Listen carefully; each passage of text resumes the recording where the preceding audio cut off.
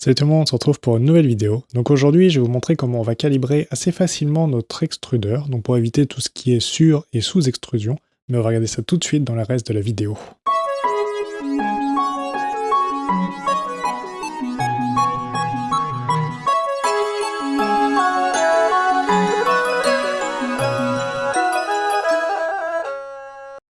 Alors je vais vous présenter deux méthodes. La première que je qualifierais plutôt à l'ancienne.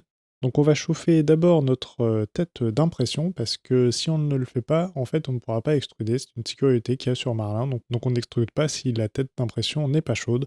Pendant ce temps-là, on va pouvoir mesurer donc à 12 cm de notre extrudeur pour faire un petit trait sur notre filament. Donc je vous conseille plutôt d'utiliser un filament blanc sur lequel vous pourrez écrire éventuellement une fin de bobine comme ce que j'ai fait. Ensuite, on va extruder tout simplement 10 cm, donc 100 mm. On va attendre que ça les extrude. On va mesurer la nouvelle distance entre l'extrudeur et le petit trait qu'on a fait. On va pouvoir maintenant prendre la valeur dans le menu Motion Steps par millimètre. Donc dans notre extrudeur actuellement, on a 95. Donc ce qu'on a demandé à l'extrudeur, c'est de sortir 100 mm. Ce qu'on a réellement extrudé, c'est 99,1 mm et on a de configurer 95 steps par millimètre. Donc du coup, si on fait tout simplement un produit en croix, donc pour obtenir le nombre de steps par millimètre, pour extruder 100 mm, on va simplement faire 100 fois 95 divisé par 99,1, ce qui nous donne environ 95,86 steps par millimètre à configurer sur notre imprimante.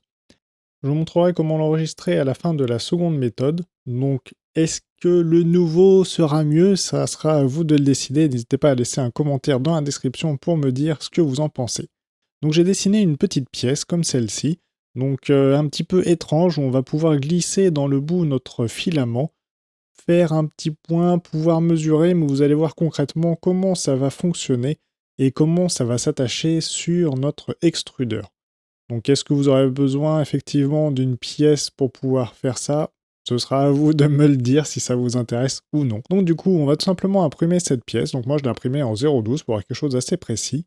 On va pouvoir simplement la positionner au niveau de notre extrudeur. Donc il suffit de bien la caler. Normalement, je l'ai bien dimensionnée pour qu'elle ne bouge pas et qu'il n'a pas forcément besoin de dévisser, revisser au niveau de notre tige filetée.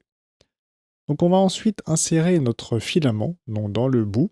On va le glisser tout le long. On va pouvoir l'insérer directement au niveau de notre extrudeur. Donc ça risque de frotter effectivement un petit peu sur la tige filetée, mais limite ce n'est pas trop grave. C'est pas ce qui va freiner l'extrudeur en tout cas. Parce que le trou, je l'ai un petit peu décalé évidemment pour que ça passe pile en face. Donc ensuite, on va pouvoir faire un petit point sur notre filament, là où j'ai fait un petit espace dans le bout, juste à côté de notre petite butée. Donc ce point va nous permettre de mesurer l'avancement de notre filament quand on aura fini d'extruder les 100 mm qu'on lui demande d'extruder. Donc ça avance, ça avance, ça avance, ça avance. Une fois que ce sera terminé, on aura toujours besoin de notre pied à coulisse pour pouvoir mesurer. Donc là, j'ai actuellement à peu près 97,6. Donc c'est la valeur que je vais prendre. Donc si vous n'avez pas vu, j'ai mis en butée mon pied à coulisse sur la droite. Donc on a toujours actuellement 95 steps par millimètre. Donc je vous propose d'utiliser le petit outil que j'ai fait en ligne pour pouvoir vous simplifier la vie, éviter d'avoir sorti un papier, un crayon et votre calculette.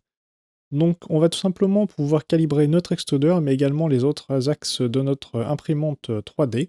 Donc nous, dans le cas de notre extrudeur, la longueur qu'on a demandé, c'est 100 mm. La longueur qu'on a réellement mesurée, c'est 97,6 mm. La valeur actuellement configurée en steps par millimètre, c'est 95. Et donc la nouvelle valeur qu'il nous détermine, c'est 97,938. Donc on arrondira à 97,94 pour pouvoir le configurer sur notre imprimante.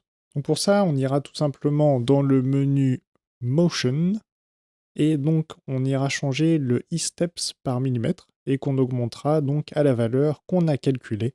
Donc évidemment, dans votre cas, ce ne sera pas la même valeur. Moi, c'est une valeur qui varie un petit peu parce que mon imprimante commence à dater un peu, l'engrenage commence à s'user. Enfin bon, c'est un lot de paramètres à prendre en compte pour pouvoir gérer au mieux votre extrusion. Ensuite, on va remonter d'un cran et on va aller dans Store Settings, qu'on va tout simplement cliquer pour pouvoir conserver les informations quand on redémarrera notre imprimante.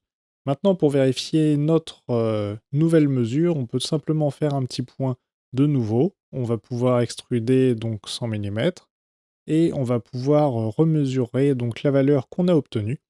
Évidemment, c'est une mesure qui est relativement précise, donc il peut y avoir des aléas sur les mesures. Donc évidemment, comme c'est une vidéo, bah, je triche sur le résultat et j'ai même d'ailleurs un peu de mal à obtenir mes 100 mm même en trichant.